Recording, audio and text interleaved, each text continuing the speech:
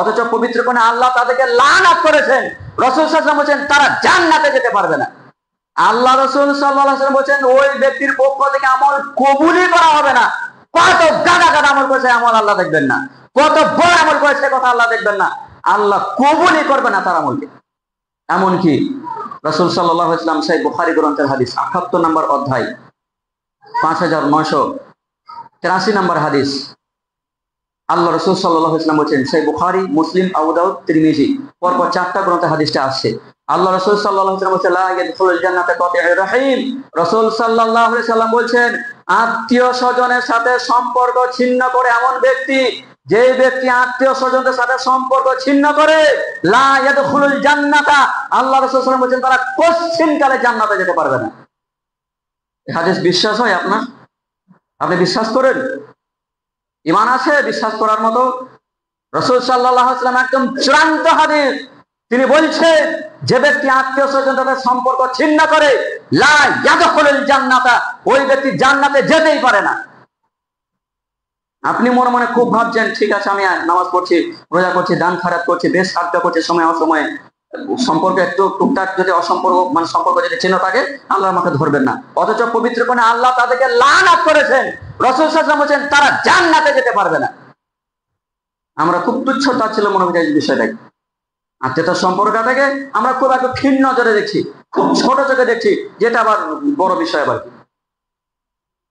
আপনার ইবাদতও কবুল হবে না। তাহলে আল্লাহ রাসূল সাল্লাল্লাহু আলাইহি ওয়াসাল্লাম সেই মুসলিম গ্রন্থের হাদিস 40 নম্বর অধ্যায় 6441 নম্বর হাদিস, এবং এই হাদিসটা অন্যভাবে এসেছে আহমদ গ্রন্থ 10277 নম্বর হাদিস। আল্লাহ রাসূল সাল্লাল্লাহু আলাইহি ওয়াসাল্লাম বলেছেন ইন্না আমালা বানি আদম, নিশ্চয় আদম সন্তানের সকল সৎকর্ম, আল্লাহ রাসূল সাল্লাল্লাহু আলাইহি ওয়াসাল্লাম বলেছেন আদম সন্তানের সমস্ত সৎকর্ম,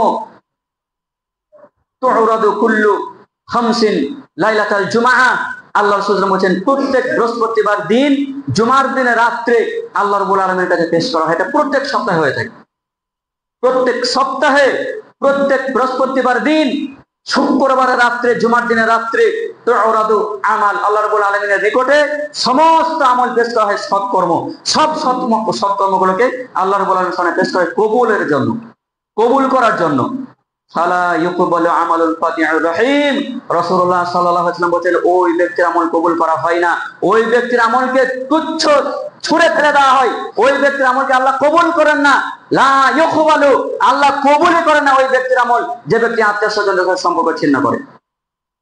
এবার দেখেন তো আপনার পিতামাতার সাথে আপনার সম্পর্ক কেমন, আপনার ভাই বোনের সাথে আপনার সম্পর্ক কেমন, আপনার ফুফুদের সাথে সম্পর্ক কেমন, আপনার মামাদের সাথে সম্পর্কে কেমন, আপনার চাচাদের সাথে সম্পর্কে কেমন, একটু মিলে দেখুন তো এবার।